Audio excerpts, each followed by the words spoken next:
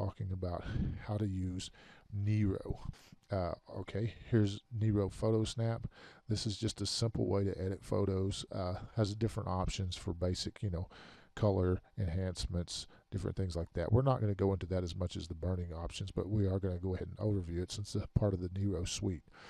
This is just a viewer, so that way if you have your JPEGs, whatever it is that your card reads, when you plug your card into your computer, you can use the Nero Photo Snap option and view all your photos.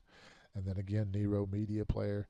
It's very, very similar to Nero Showtime, except Nero Showtime is more specifically for your DVD videos, whereas Nero Media Player can do all kind of things. You can create playlists, you can edit, rip, convert audio tracks, music, playing your music in different media formats. It can also play video, but primarily this one is used more for audio, whereas Nero Showtime is more used for video.